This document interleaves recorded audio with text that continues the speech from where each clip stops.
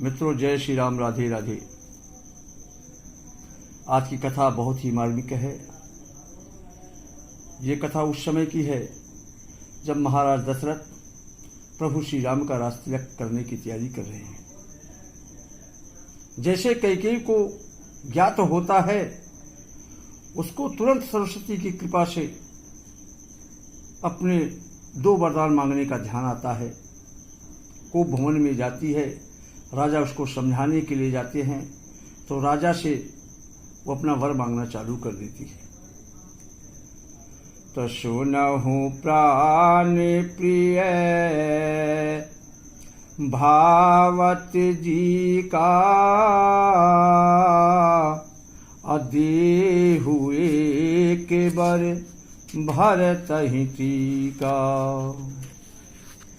मांगहु दूसर बर कर जोरी, अपुरवहु नाथ मनोरथ मोरी।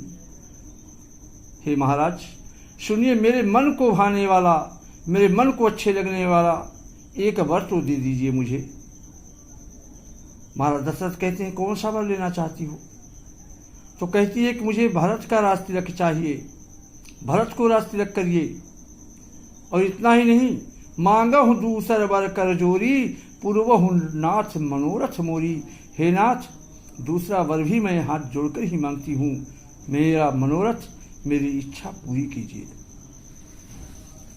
तो तापस वेश विशेष उदासी, 14 वर्ष राम वनवासी।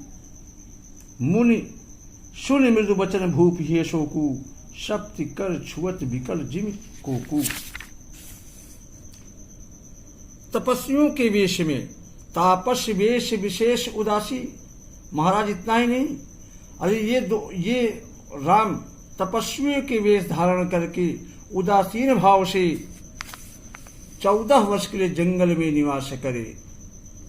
कैकेयी की इस तरह वाणी सुनकर, वचन को सुनकर राजा के हृदय में अत्यंत पीड़ा हुआ, शोक हुआ। राजा सहम गए, उनसे कुछ नहीं बोल पा रहे, वो कुछ नहीं बोल पा रहे, मानो बाज वन में बटेर पर झपट्टा मार दिया हो। इस तरह सिकुड़ बटुर गए राजा। राजा का रंग बिल्कुल उड़ गया।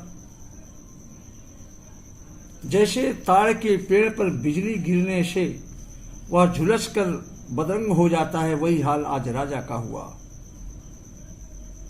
तो माथे हाथ मूंदी दो लोचन, अतनु धारी सोच लागे जनु सोचन। मोर मनोरथु सुर तरु फूला, अफरत करिनी जिमि हाथे हूँ समूला। माथे पर हाथ रखकर दोनों नेत्र राजा ने बंद कर लिए और सोच में पड़ गए, सोच करने लगे, मानो साक्षात सोच ही से धारण करके उनमें प्रवेश कर गया हो। आज वो सोच रहे कि हाय, मेरा मनोरथ रूपी कल्प वृक्ष फूल चुका था, परंतु फलते समय कैकेयी ने हथनी की तरह उसे जड़ समेत उखाड़कर फेंक दिया, नष्ट कर दिया। कैकेयी ने अयोध्या को उजाड़ कर दिया और विपत्ति की नींव डाल दी। कवने अवसर का भयउ गयउ नारी विश्वास। किस अवसर पर क्या हो गया, क्या करने का विचार था और हो क्या गया।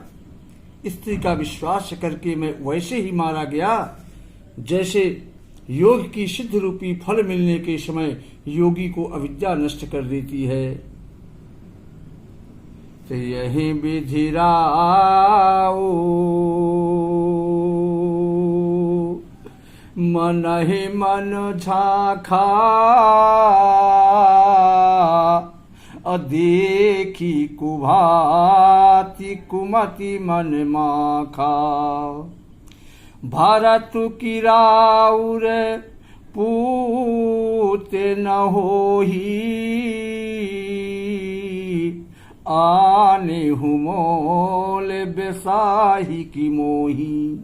इस प्रकार राजा मन ही मन खींच रहे हैं और राजा का ऐसा बुरा हाल देखकर देख कुभाति कुमति मन माखा। राजा का ऐसा बुरा हाल देखकर दुर्बुद्धि कैकेयी मन में बुरी तरह से क्रोधित हुई और कह रही है राजन से कि हे राजा, भरत की राउर पूत न होई, क्या भरत आपका पुत्र नहीं है?